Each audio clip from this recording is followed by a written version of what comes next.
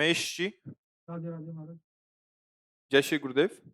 महाराज जी, मुझ अदम पे पिछले 1 वर्ष से श्री जी की कृपा हुई और मैं यूट्यूब के माध्यम से आपकी एकांतिक वार्तालाप को सुन रहा हूँ और आज आपकी कृपा से ही उस पे चलने का प्रयास कर रहा हूँ। आपके बल से मैंने पिछले 6-7 महीने से अंडा, मांस, मछली खाना सब कुछ छोड़ दिया। महाराज जी, मेरा एक प्रश्न है। किसका है?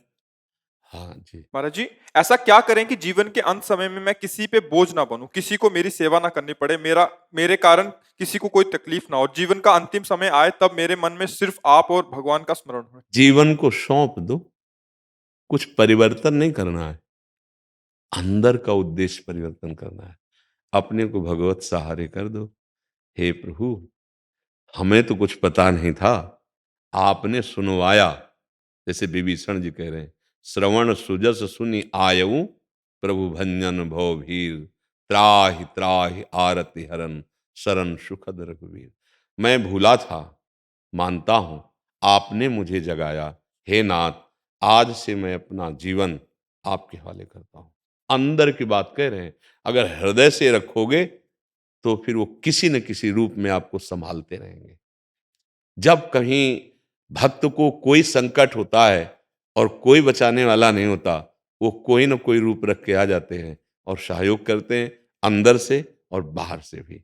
हमको एक बार हृदय से शरणागत होना है, एक बार हृदय से, सच्चे हृदय से, फिर वो संभाल लेते हैं। तो सच्चा हृदय कैसे बने ना, इसीलिए सत्संग सुनाया जा रहा है, इसीलिए नाम जप किया जाता है।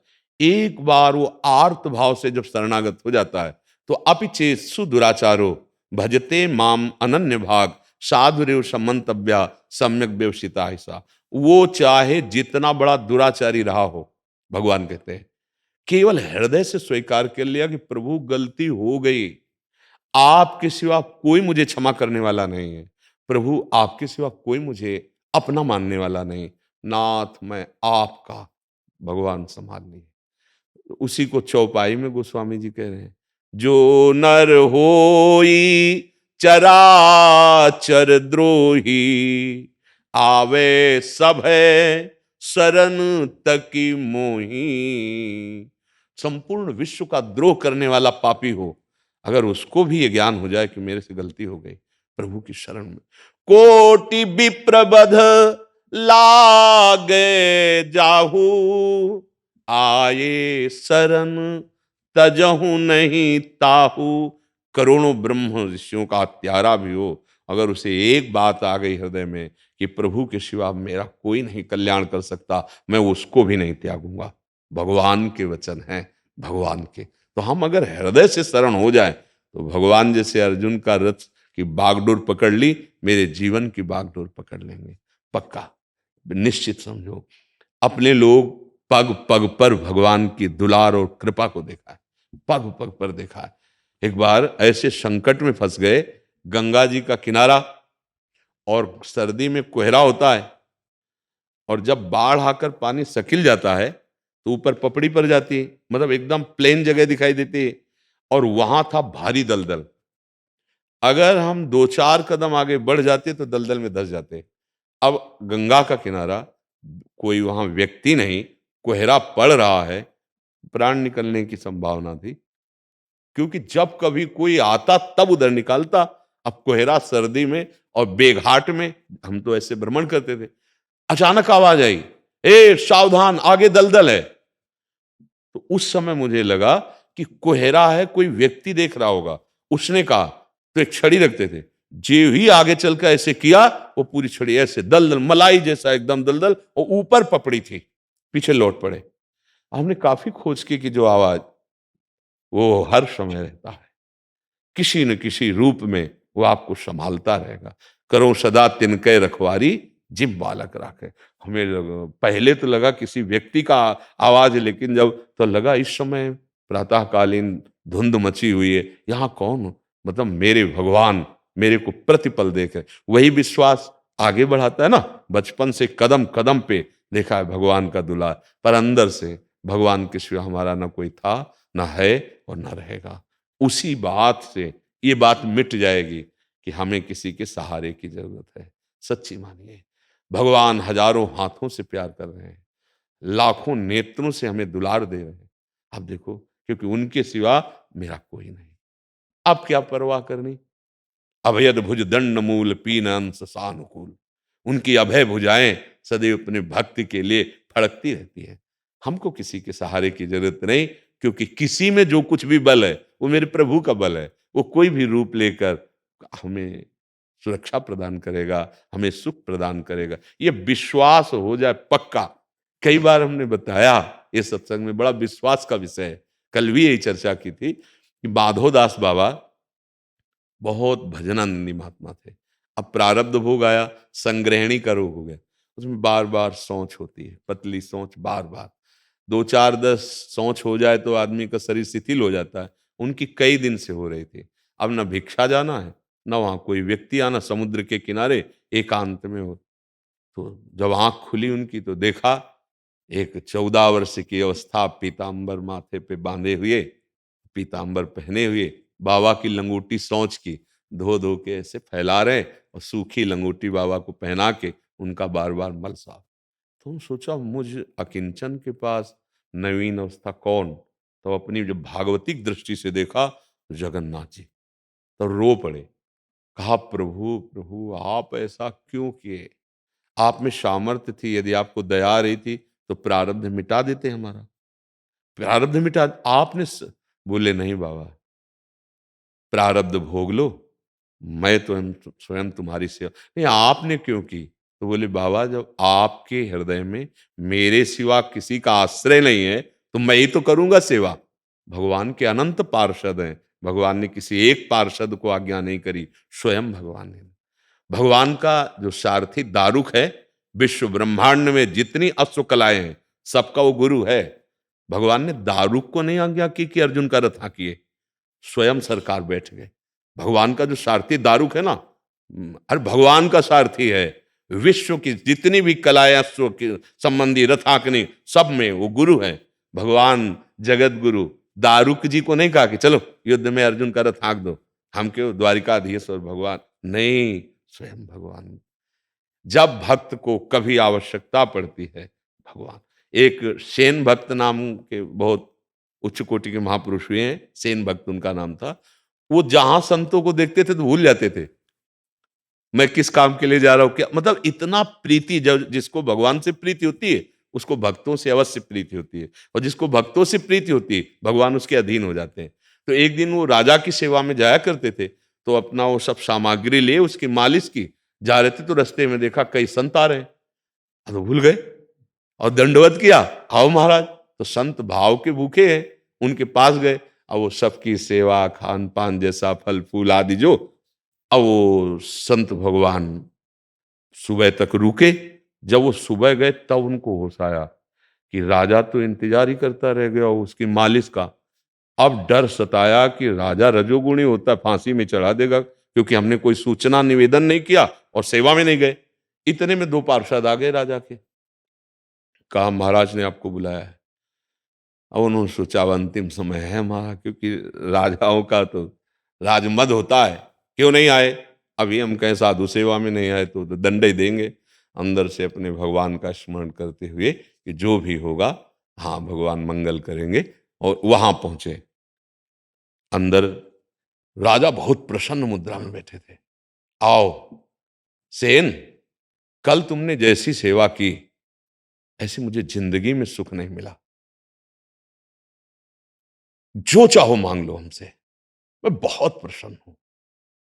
तो सोचा विनोद तो नहीं कर रहा। तो उनका सरकार कल कहां बोले नहीं, बहुत सुंदर सेवा की और इतना सुंदर रूप कल तुम्हारा हमने देखा जो हमने कभी नहीं देखा। अब समझ में आया कि हो सकता है हम जिन भक्तों की सेवा कर रहे थे उनके स्वामी भगवान की कोई लीला हो। वो सरकार थोड़ा बताने की कृपा करे, क्या रूप आपने देखा। तो बोले तेल की कटोरी सामने थी और तुम हमारी पीठ की मालिश कर रहे थे। तो जब मैं ऐसे देखता तो तुम्हारा ये रूप था, और जब तेल की कटोरी में देखता तो अरविंदाक्ष कमल नयन श्याम स्वरूप, ये तुमने वो कवि रूप तो अपना दिखाया ही नहीं। रो पड़े और उनका सच्ची बात है सरकार, हम कल आए ही नहीं थे। ये हमारी जगह हमारे आराध्य देव भगवान श्री कृष्ण आए। भगवान अपने भक्त के लिए एक रजोगुणी राजा की मालिश करने सेन बनकर जाते हैं। अरे विश्वास करो, ये कोई कथा नहीं है, अपने लोगों का जीवन यही है। और आज तक जिसने, इतिहास साक्षी है, भगवान का आश्रय लिया, हाँ, कभी अमंगल नहीं हुआ। तो ये तो सोचना ही नहीं है कि बुढ़ापे में कौन सेवा करेगा या किसी के हम आश्रित होंगे, भगवान। तो अगर हम सोचे कि आखिरी में हमारा क्या होगा, तो बहुत बढ़िया होगा, क्योंकि हमने प्रभु के सिवा अपना किसी को नहीं माना। इसीलिए विश्वास, हमें विश्वास दिलाने के लिए कहते हैं, किसी से याचना नहीं की है कभी। ये जीवन भर स्वभाव रहा है कि ऐसे केवल अगर कोई रोटी की बात है तो आचार्यों ने आदेश किया, इसलिए ऐसे, कभी अर्थ या वस्त्र या कोई व्यवस्था के लिए कभी ऐसे नहीं, कभी ऐसे। एक बार ट्रेन में बैठे हुए थे, तो वो पूरा उनका जांच वाला, तो कोलाहल मचा, तो उसमें संतों को भी वो लोग अपमानित कर रहे थे। मतलब अब बेटिकट होते, हम टिकट तो थी नहीं, ऐसे बैठे थे। अच्छा, टिकट पैसे से होती है, तो हमको ऐसा कुछ ज्ञान नहीं था कि ऐसी घटना हो। जो ही दो तीन बगल में निकले, हम कहा शोरगुल कैसा? बोले फोर्स से जांच करने वाले, जिनके पास टिकट नहीं उनको पिटाई कर रहे हैं। और ऐसे उनका, अच्छा ये तो आज लगता है। और जटाई बड़ी बड़ी थी, सन्यास भेष में थे, पद्मासन लगाए बैठ गए। उनका चाहे मार डाले जाए, ना आँख खोलेंगे, ना बोलेंगे, ना हिलेंगे, शांत। कोई कुछ नहीं। भगवान को प्रताप देखा, बूट की आवाज नीचे से आ रही थी, हमें किसी ने छेड़ा नहीं और कोई पूछा, बस जटाएं ऐसे डाल ली और पद्मासन ऐसे। रक्षक भगवान, आश्रय भगवान। और हमारे पास था नहीं, अगर होता तो खरीदते, पक्की बात। अरे एक बार वो अंग्रेजी में बोलने वाला युवक भी तो कूदा था। हाँ, वो महोबा से जा रहे थे ना, तो उसमें हमको किसी भगत ने टिकट दे दी थी, वो छोटी वाली टिकट जो ऐसे हाँ, और बैठा लिया था हमको अच्छे वाले में। अच्छे वाले को क्या कहते हैं? हाँ। अब वो जब वो आए, तो उनका टिकट तो हम बड़े गर्व से दिखा दिया। तो उन्होंने कहा कहाँ जाना है? कहा बनारस जाना है। बोले 3 स्टेशन की टिकट है, वो कम निकल गए और ये जनरल की। और वो थोड़ा अभद्र बोलने लगे, तो एक आदमी ऐसे बैठा था, नीचे उतरा, अंग्रेजी से उनसे बात की, पैसा दिया, और इतनी बड़ी कागज वाली टिकट, वो हमको टिकट दी और कहा आप आराम से बैठ जाओ। उनको, अरे कदम कदम पे भगवान का प्यार। इसीलिए वो कहते हैं भगवद आश्रित रहो। हाँ, कायर भी नहीं बनना। एक बात समझना, क्या भगवान के भरोसे नहीं, कायर नहीं बनना, कर्तव्य का पालन करना, भरोसा प्रभु का रखना है। समझ रहे ना जी?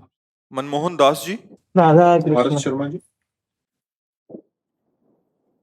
महाराज जी, राधे राधे। महाराज जी, बहुत प्रयास करने पर भी मात्सर्य नहीं जा रहा सर्व स्थान से, न कोई सुहाता है, न गुण दिखता है, बहुत शीघ्र अभाव दिख जाता है, किंतु अच्छा दिखने पर मात्सर्य हो जाता है। क्या भगवत आनंद मिलने पर भी ही सर्वदा समाधान होगा?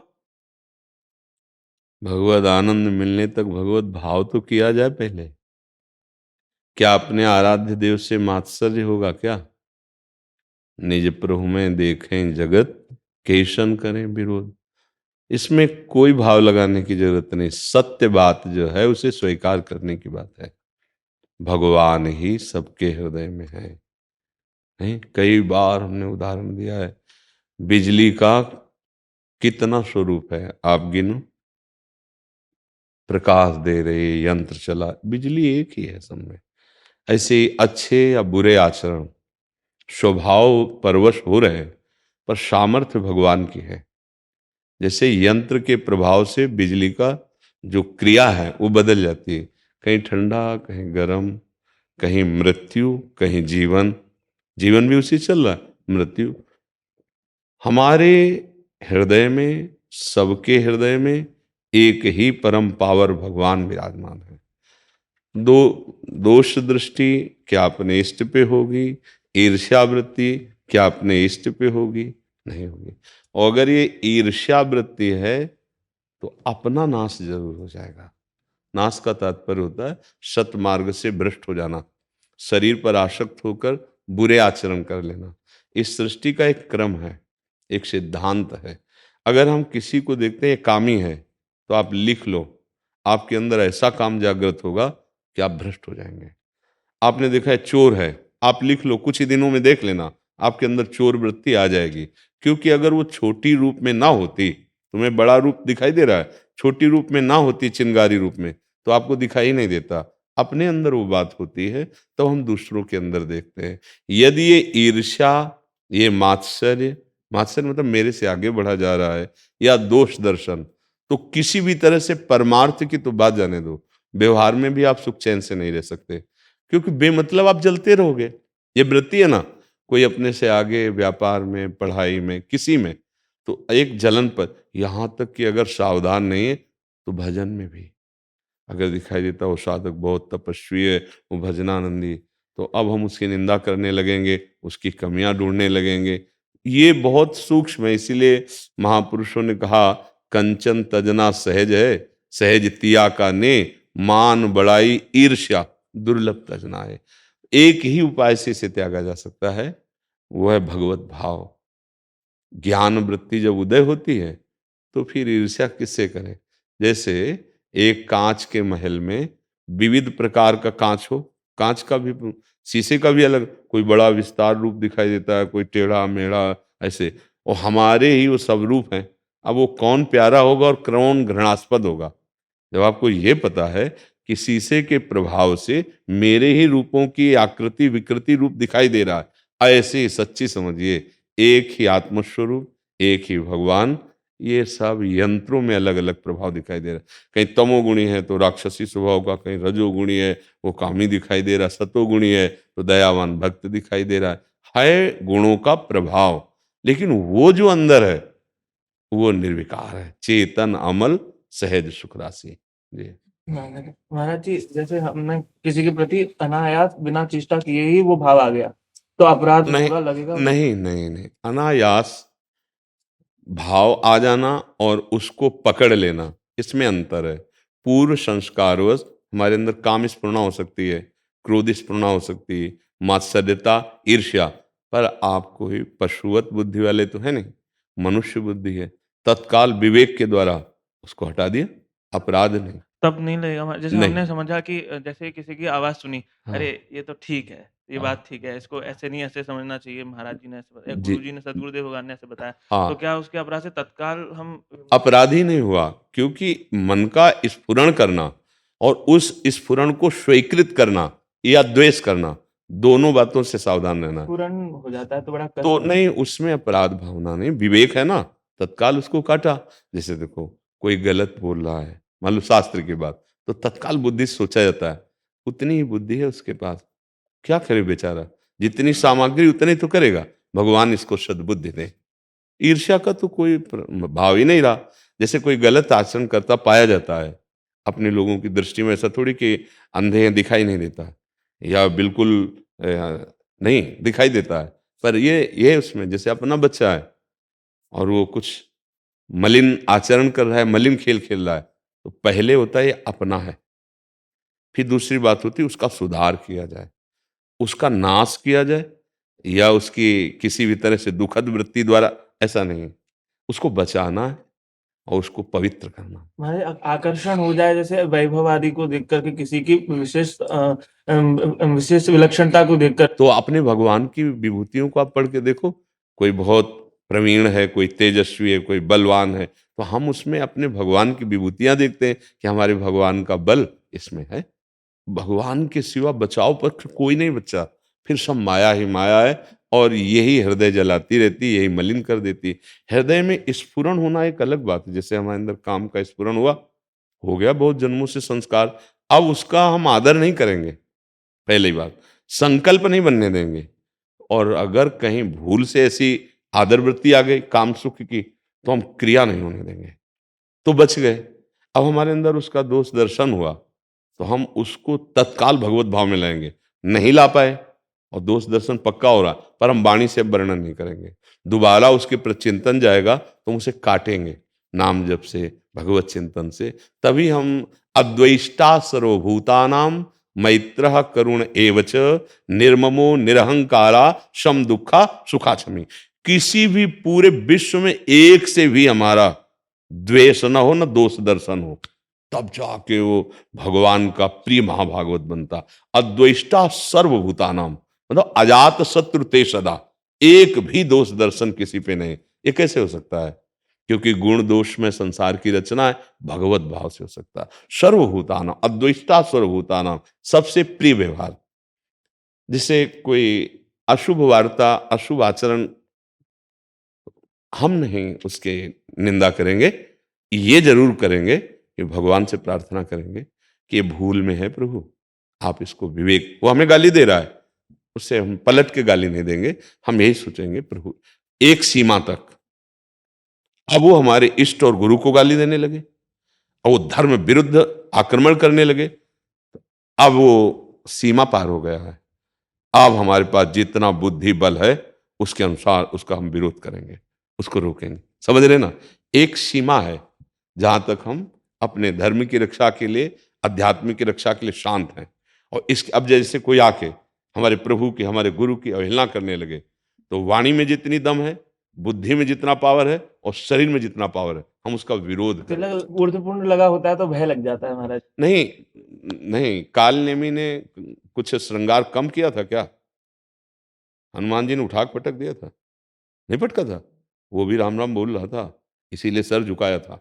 लेकिन जब देखा कपट, ये तो पाखंड कर रहा है, ये तो राक्षस है, भगवान का भक्त तो है नहीं, परम कल्याण हुआ हनुमान जी के द्वारा। पर हनुमान जी ने उसका स्वागत कैसे किया जानते ना? कोई कमी रखा था क्या? वो भी तिलक लगाया था, कंठी बांधे था, तभी तो हनुमान जी महाराज झुक के प्रणाम किए, उतर के उसी को तो प्रणाम किए। हनुमान जी ने कोई ज्ञान दृष्टि का प्रयोग नहीं किया, बाहर चिन्ह को देख देख करे, वैष्णव है, भगवान का भक्त है, राम राम कह रहा है, लेकिन उसकी जो आज्ञा हुई वो भी करने जा रहे थे। पर भगवान कृपालु है ना, बचाते हैं ना सत्य को। वो तत्काल एक मकरी ने बताया कि महाराज ये बाबा जी नहीं, संत नहीं, ये तो कालनेमी राक्षस है, भगवान ने उसका वध कर दिया। अगर कोई तिलक लगाए हमारे इष्ट की निंदा करता, भक्त कैसे हो सकता है? क्या चिन्ह लगाने मात्र से भक्त हो जाएगा क्या? नहीं नहीं, हमारे गुरु की, हमारे इष्ट की, हमारे धर्म की नहीं।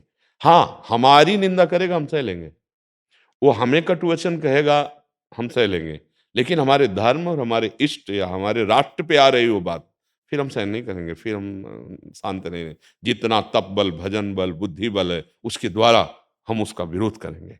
क्योंकि संत संभ श्री पद अपवादा, कही सुनीता असमर्यादा, काटी जीभ तासु जो बसाई, श्रवण मूंद नत चले पराई। असमर्थ है तो कान में अंगुली डाल के चले जाएंगे, समर्थ है तो जबान बंद कर देंगे किसी भी तरह से। ये सिद्धांत है, दोनों बातें समझनी हो, केवल एक ही पक्ष नहीं है। अगर अन्वय है तो फिर व्यतिरेक भी है।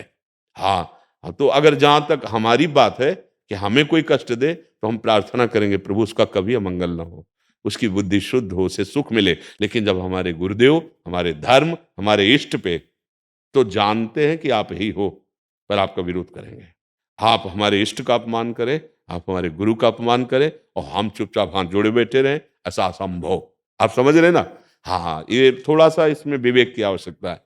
हाँ, कहीं कहीं कल भी चर्चा की थी, अहिंसा परमो धर्मा है, तो कहीं कहीं हिंसा अहिंसा से भी ज्यादा परम धर्म हो जाती है।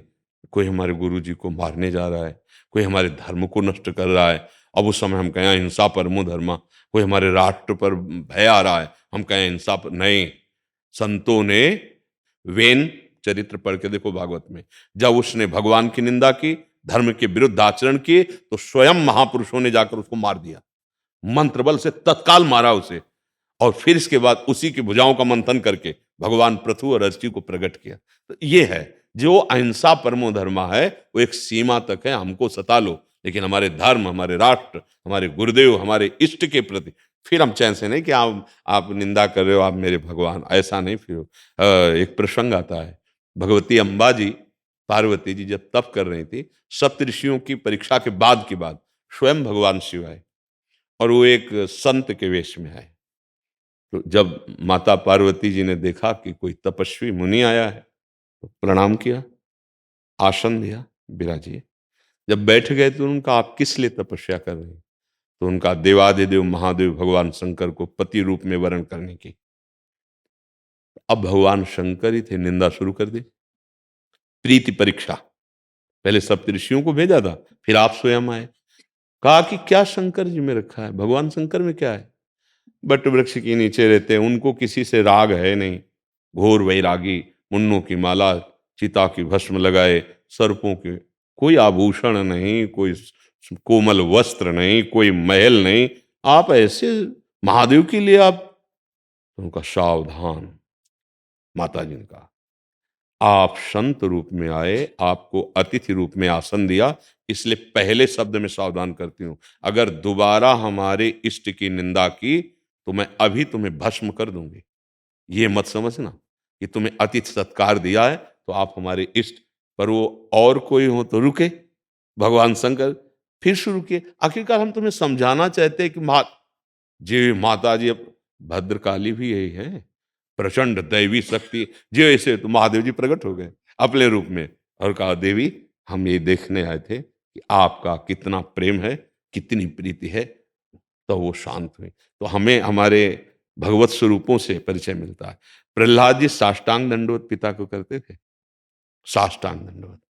पिताश्री कह के बाद जो ही उसने भगवान की निंदा की तो पिता नहीं कहा, दैत्यराज कह के, और एकदम विरोध में खड़े हो गए कि कुछ भी कर ले, मार डाल, मेरी जबान से नाम नहीं रुकेगा, हृदय से भगवान की भक्ति नहीं जाएगी। लाखों उपाय किए, कुछ नहीं कर पाया।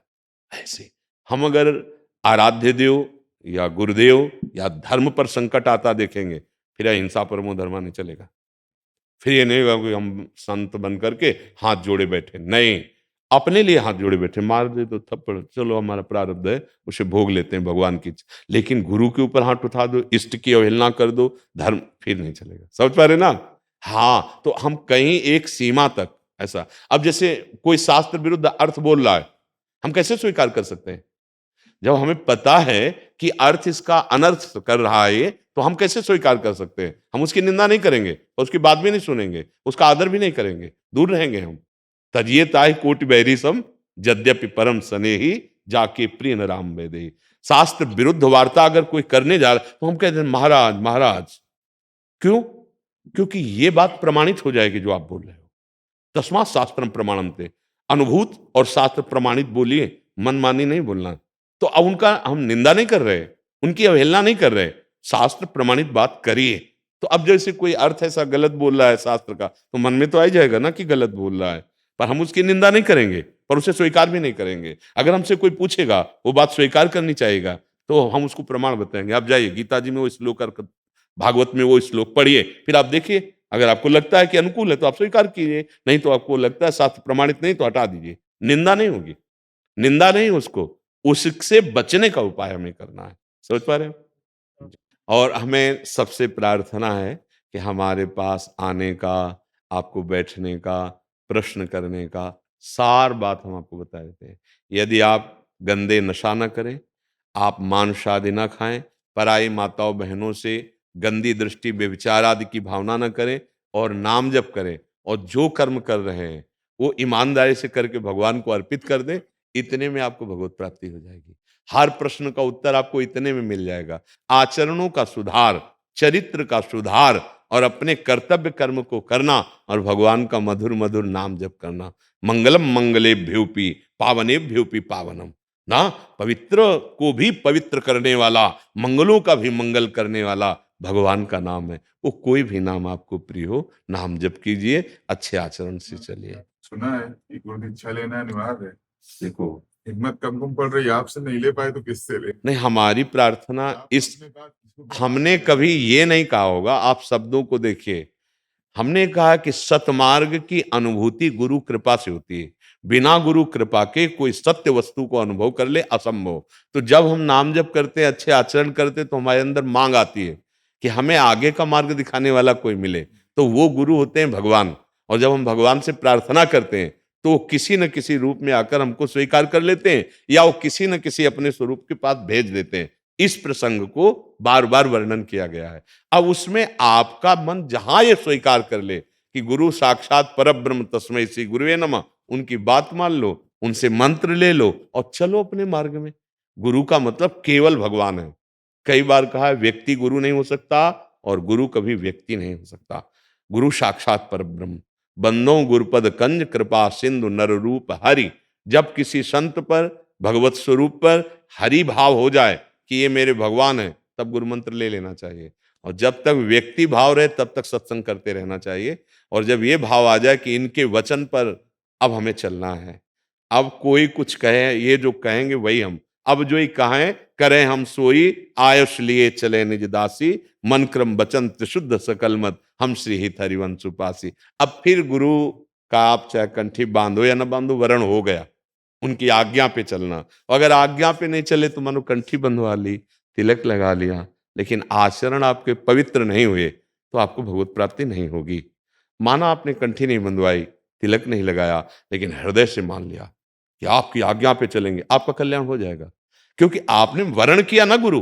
गुरु का मतलब उनकी बात मान ली ना।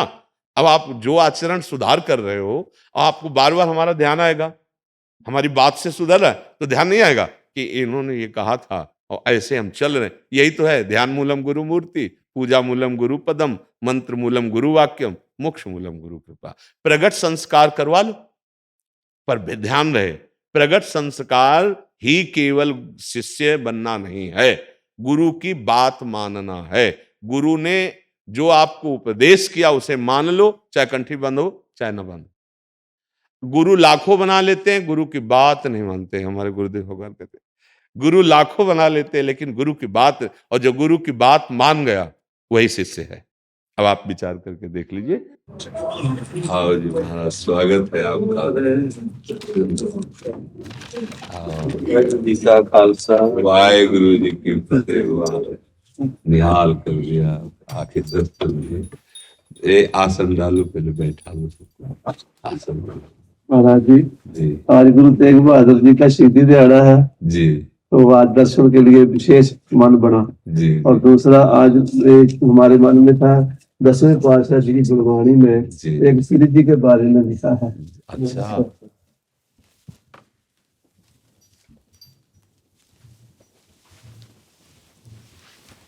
सेत धरे सारी वृषभान की कुमारी, जस ही को मनो बारी, ऐसी रची है न को दई, रंभा उर्वशी और सची, सो मंदोदरी पै, ऐसी प्रभा का की, जग बीच ना कछ भई।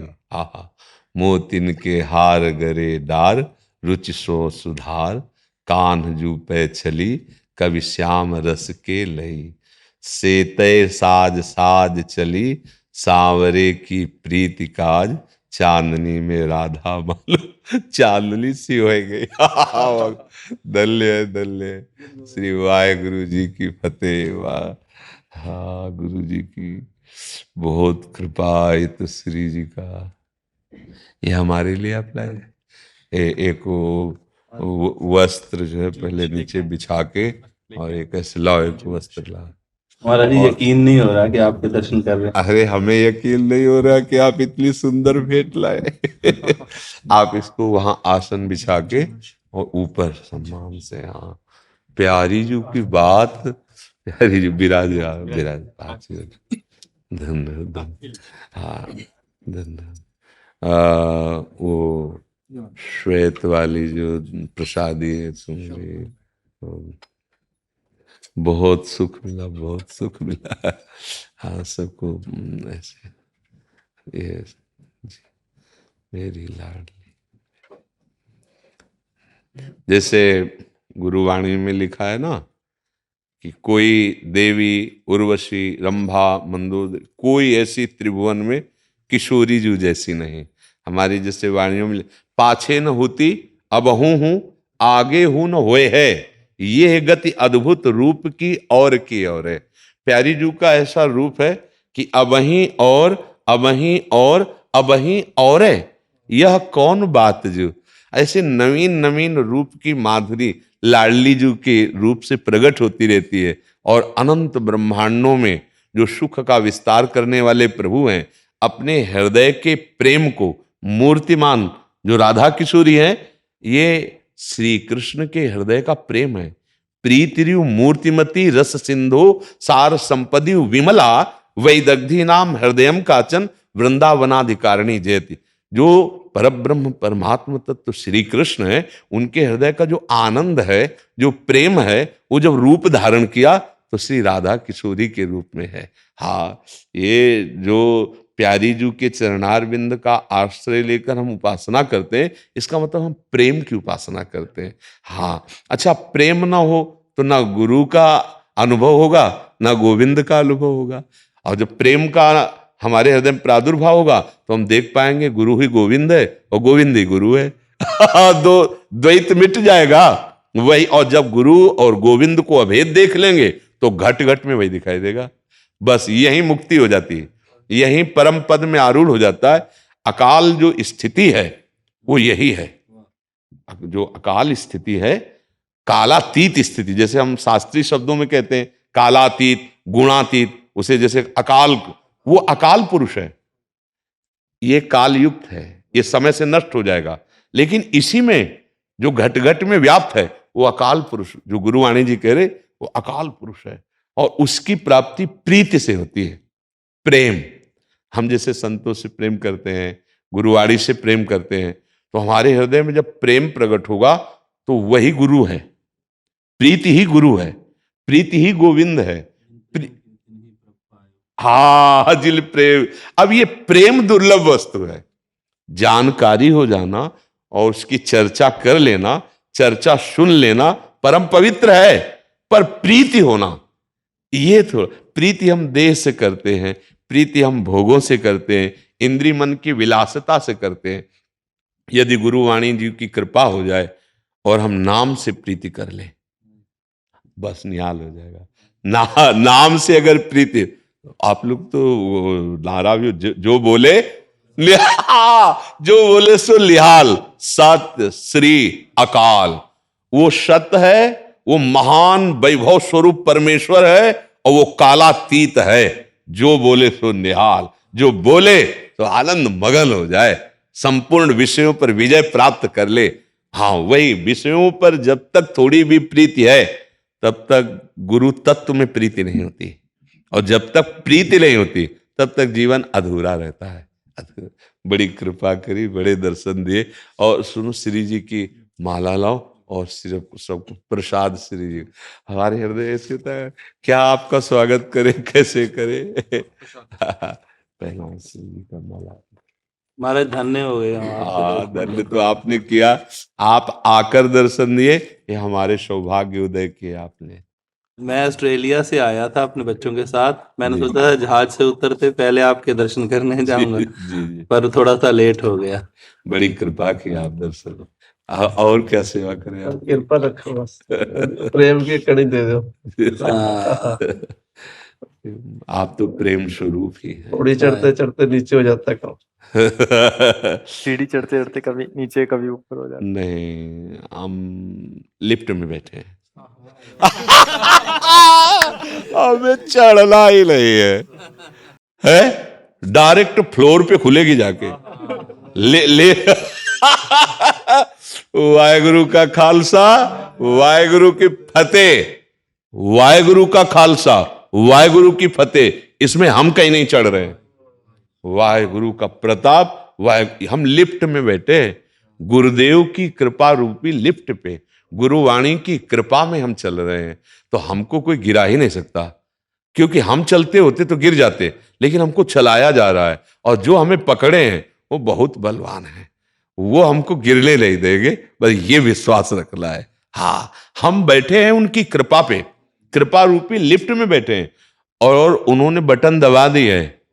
अकाल पुरुष में ही हमारी लिफ्ट खुलेगी, बीच में बंद कोई हमें देख भी नहीं सकता, ऐसा समझ लीजिए आप। बिल्कुल आप निश्चिंत रहिए और मस्त रहिए अपनी गुरु वाणी के भरोसे में, गुरु कृपा में।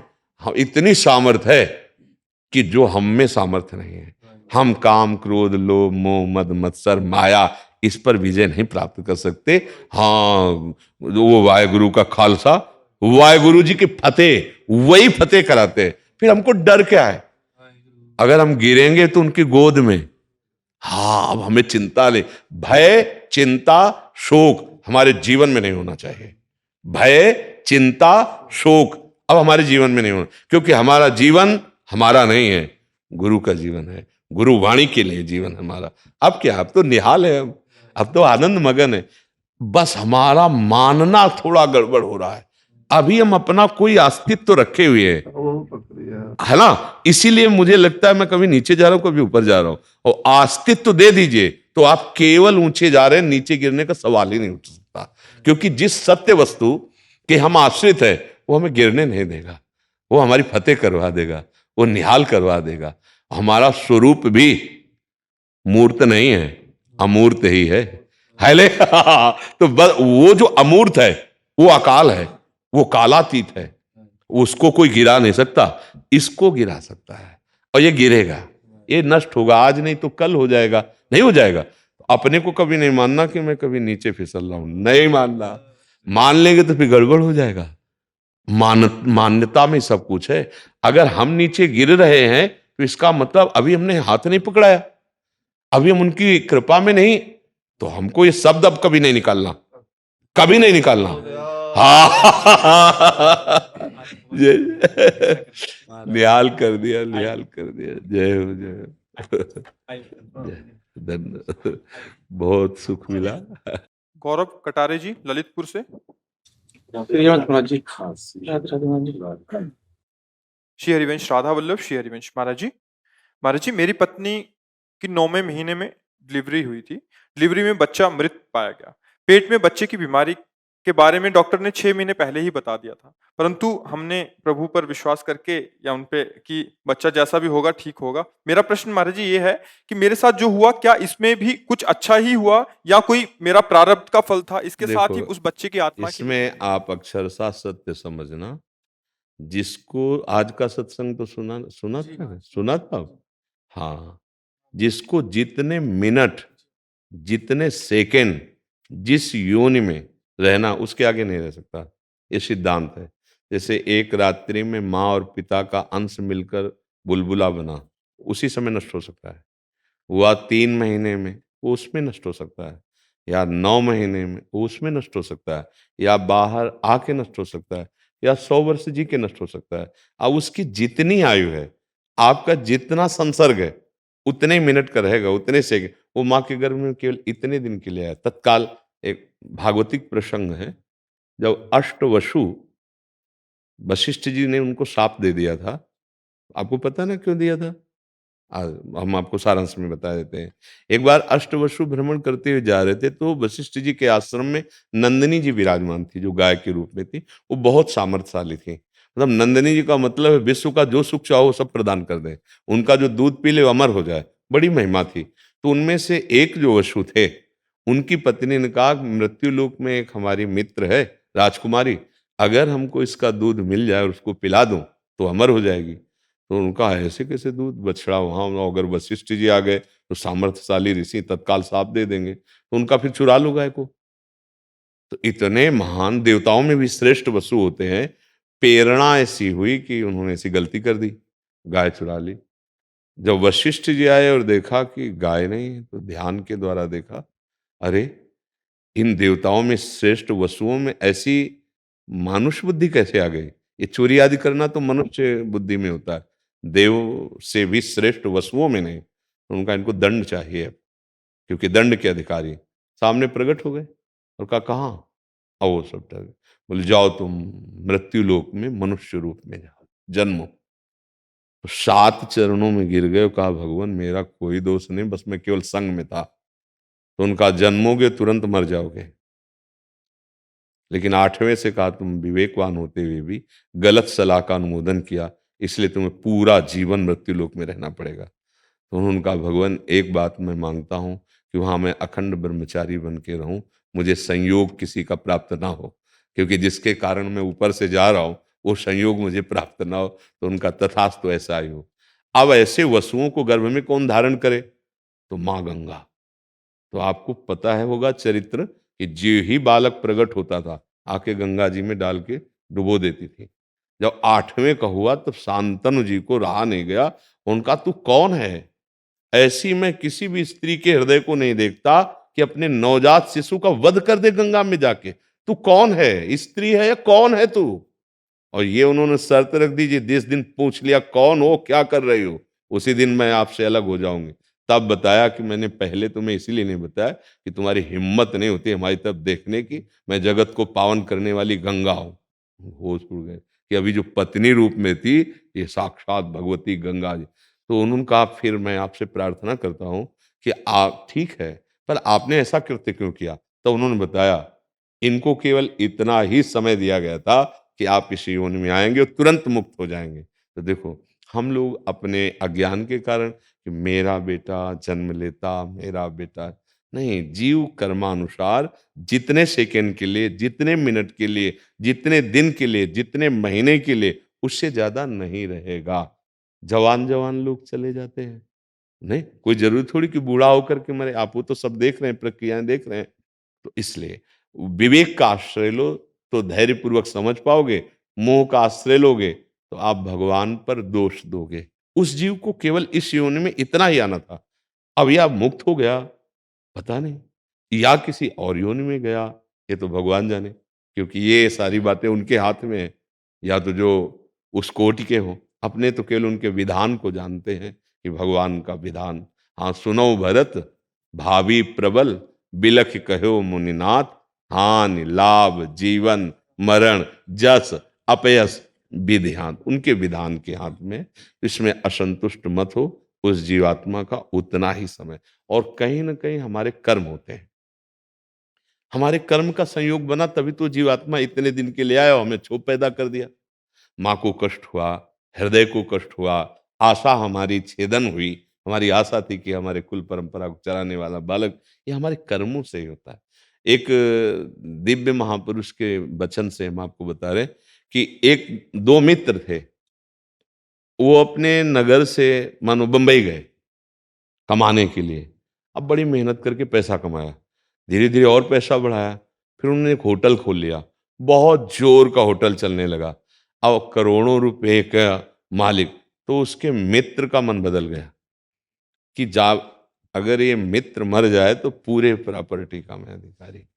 उसने अब मित्र के साथ विश्वासघात, जहर खिला दिया, वो मर गया। सारी प्रॉपर्टी बेची, खूब जमीन गांव में खरीदी, व्यापार बढ़ाया। अब गांव में जब पूछा कि तुम्हारे साथ जो मित्र गया था, तो उनका वो तो रास्ते से ही अलग हो गया था, हमें उसके विषय में कुछ नहीं पता। अब वहां गांव के लोग थोड़ी बंबई में देख रहे थे, लेकिन जो देख रहा था वो रचना कैसी रचता है। अब ब्याह हुआ, कुछ दिन बाद गर्भ रहा, बढ़िया पुत्र पैदा हुआ। अब तो खुशी ही खुशी। उसको देखो, अधर्म का परिणाम बाद में समझ में आता है, पहले इतना मीठा लगता है कि उसको मारा तो देखो कितना मंगलमय हो गया। जमींदार हो गए, व्यापार बढ़ गया, ब्याह हो गया, पुत्र हो गया। अब पुत्र स्वस्थ और इतना लुभावना कि माता पिता दोनों आकर्षित उस पर। अब पढ़ाई लिखाई में इतना ग्रेजुएट, अब उसको अमेरिका भेजा, पैसा खूब था, वहां पढ़ना लिखना शुरू किया, बीमारी शुरू हो गई। अब वहां से अब यहां से बेचना शुरू हुआ। पहले रुपया जाते रहे, फिर जेवर आदि बेची, फिर संपत्ति बेचना, जो जड़ संपत्ति खेती आदि। धीरे धीरे धीरे कर्जा ले लिया, करोड़ों का कर्जा ले लिया। अमेरिका में औषधि चलती थी, जब नहीं रहा तो बचाने भर का पैसा तो उसको वापस बुलाया और गोद में ऐसे रख के रो रहे थे कि बेटा अब कुछ नहीं बचा, करोड़ों का कर्जा हो गया, अब क्या करूं। तो मुस्कुराया और कहा दोस्त समझे। तो कहा तुम मुझे दोस्त बोलते हो बेटा? बोले हाँ वही बंबई वाला दोस्त, पूरा हिसाब बराबर और कर्जे में, और ये जा रहा हूं। और शरीर छोड़ा चला गया, मिटिया मेट हो गया ना, मिटिया मेट। हमारा कोई कर्म, अब हमें तो पता नहीं होता ना, वही आके हमको दुख देता है, वही आके ऐसे विधान बनाता है कि हम महान दुख में अब पूरे जीवन, अब उस कर्जा निपाटने में, और पुत्र का राग बहुत हर तरह के इसीलिए बार बार हम कहते हैं अध्यात्म योग के बिना हमारा जीवन बिल्कुल मृत तुल्य जीवन है। ऐसी घटनाएं हैं, ऐसी परिस्थिति है, मानो उसने आपका वर्ण किया, आपने छल कर दिया, अब उसके जीवन में क्या रहेगा? आपने उसका वर्ण किया, उसने छल कर दिया, अब आपका जीवन। कितने यहाँ घटना आती है कि प्रेम विवाह हुआ था, उन्होंने आत्महत्या कर ली, उनको धोखा मिला, चाहे दोनों पक्ष में किसी का। हम ही कहते हैं कि बिना बुद्धि शुद्ध हुए हमारे कोई संबंध पावन नहीं रहेंगे, हम किसी तरह चैन नहीं ले सकते। नाना प्रकार की दुर्वासनाएं, नाना प्रकार का छल कपट का तांडव जो माया में हो रहा है, हम उससे बचने का उपाय तो कर ही नहीं रहे। सोच रहे माया समेटने से सुख केवल प्राप्त हो जाएगा। एक कोई न कोई हमारे कर्म होते हैं। अध्यात्म के बिना आप समझ नहीं सकते, माया का बहुत विचित्र खेल है। यहाँ जितनी श्वासों के लिए आप आए बस उतनी श्वास, इसीलिए सबको कहते हैं 50 वर्ष में तुमने 50 करोड़ रुपए कमाए, संपत्ति कमाई, लेकिन जब आखिरी श्वास होगी तो पूरी 50 वर्ष की श्वासों से कमाई हुई संपत्ति देकर एक श्वास भी नहीं बढ़ा सकते। ऐसी श्वासों में राधा राधा जपो। सब मेहनत के कार्य करो, व्यापार करो, नौकरी करो, पर राधा राधा जपो, तभी श्वास सार्थक होगी। और अभाव मत पुत्र का समझना, आना होगा तो आ जाएगा, नहीं श्री कृष्ण को पुत्र बना ले, गोपाल जी को। हाँ, पूरा निर्वाह करते हैं। हमने देखा है, एक माई थी, आज के 15-20 वर्ष के पहले, वो गौड़ेश्वर संप्रदाय की थी, टाट लगाती थी और गोपाल जी को छाती में रखती थी। क्या स्थिति थी, इधर दूध की बोतल, इधर टॉफी, इधर ये, मेरे लाला ऐसे ऐसे गोपाल जी को, और विरक्त संत थे। पूरा वृंदावन हमारा उनका सम्मान करता था। परिक्रमा में ही टहलती रहती थी, फुटपाथ में ही सोती थी। क्या वैराग्य उनका था, टाट की लंगोटी और टाट लगाए और स्त्री शरीर, और गोपाल की मैया ही नाम से प्रसिद्ध थी वो। अगर हम ठाकुर जी को अपना बाल भाव, अपना लाला बना ले, तो अंतिम संस्कार वही करते हैं, आप ध्यान रखना। अंतिम फाइनल वही लाला आके करेंगे, दूसरे नहीं करेंगे। अगर प्रगट में आ जाते हैं तो वही आते हैं विविध रूपों में, और नहीं आते तो शोक नहीं करना, आपने प्रभु को बुला लिया। हाँ, करुणा निधान भगवान, जो भाव से आप भजोगे वही आपको अनुभव करा देंगे। ये उनके वचन हैं, ये यथा माम प्रपद्यन्ते तास तथैव भजाम्यहम्, जो मुझे जैसे भजता है। जैसे एक बार यशोदा मैया किसी सेवा में थी और लालजू महाराज धीरे धीरे, देखो नंद बाबा की डेहरी बड़ी मोटी थी दरवाजे की, पहले पुराने घरों में होती थी ना, अब नंद बाबा का महल। अब लालजू महाराज धीरे धीरे छाती रखी तो पीछे के चरण उठ गए, अब आगे के हाथ जमीन में नहीं जा रहे, छोटे लाला है, अब रो रहे हैं। तो नारद जी उस समय आ गए, उन्होंने देखा, कहा प्रभु हमको संशय में मत डालो, एक बार अपना चरण बढ़ाया था तो ब्रह्मलोक तक गया था, आप ही हो वामन रूप में, और आप डेहरी नहीं लाग पा रहे, हम आपको उतार दें। बोले आप चुप, दूर खड़े देखो, ये सुख हम माता यशोदा के लिए कर रहे हैं। रोना शुरू, मैया आई दौड़ के और अरे मेरो लाला, और दासियों को डांट रही, देखो कितना कष्ट लाला पाए। नारद जी से क्या कहते, तुम चुप, दूर, तुम्हारे लिए मैं भगवान हूं, मैया के लिए मैं लाला हूं। उसको ये यथा माम प्रपद्यन्ते तास तथैव भजाम्यहम्, जैसा भाव करो मेरे भगवान इतने कृपालु हैं, वैसा आज भी वही बने हैं। तुम्हारी पत्नी में भगवान ही बैठे हुए हैं, तुम्हारे परिवार में भगवान ही बैठे। जिस दिन वो अंतर ध्यान हो जाते हैं, आप उसे मरा समझकर शरीर को नष्ट कर देते हैं।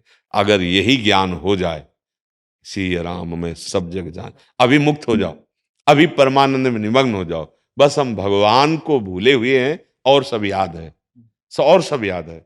यही माया खेल है। अगर हम केवल भगवान को याद कर लें तो फिर हमारी जीत हो जाए, हम भगवत प्राप्त हो जाए, हम परमानंद, हमें अभाव नहीं लगेगा। आपको सच्ची कहते हैं, जैसे बचपन से भगवान के मार्ग में चले ना, पिता माता भाई रिश्ते नाते जितने प्यार हैं वो सब प्रभु से मिले हैं।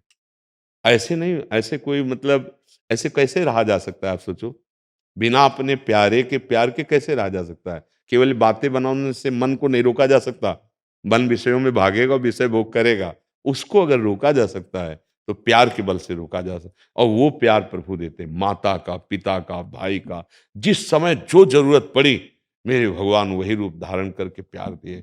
आज आपको भी वही प्यार दे रहे हैं, आप पहचान नहीं पा रहे। आप अपनी स्त्री मान रहे हो, आप अपना पुत्र मान रहे हो, आप उसे पिता रूप में देख, पर उसे नहीं देख रहे जिसको देख रहे हो। जब मान लो पिता के शरीर से प्यार है और वो पिता निकल जाए तो उस शरीर को क्या करोगे, मतलब उसी से प्यार कर रहे थे, पर हमें ये ज्ञान नहीं है। अगर ये ज्ञान करके प्यार करो, जड़ चेतन जग जीव जत सकल राम में जान, अभी मुक्त हो जाओगे, अभी आनंद आने लगे। ये अध्यात्म आनंद के लिए है। हाँ, कभी शोक मत करो, आना जाना यहाँ का क्रम है, आना जाना मिटाना ये मनुष्य जीवन का कर्तव्य है। अगर इस कर्तव्य का पालन कर लिए तो निहाल हो जाओगे। ठीक है, शोक मत करना, क्योंकि यहाँ यही माया प्रसाद में देती है। शोक दुख चिंता भय अशांति यही देती है।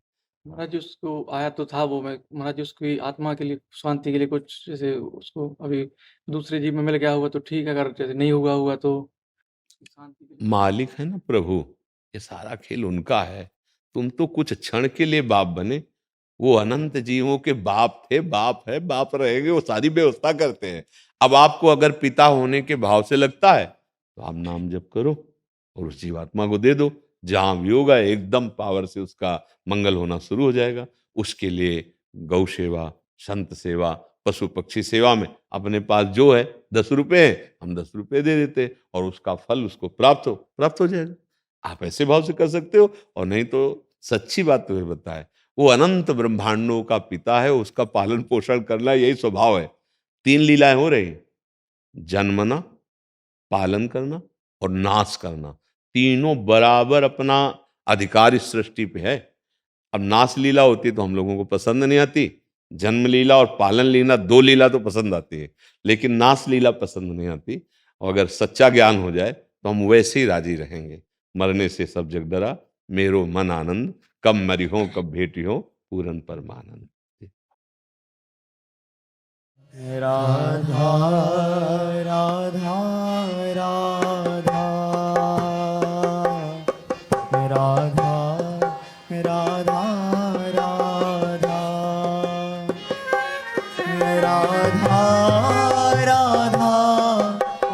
राधा राधा राधा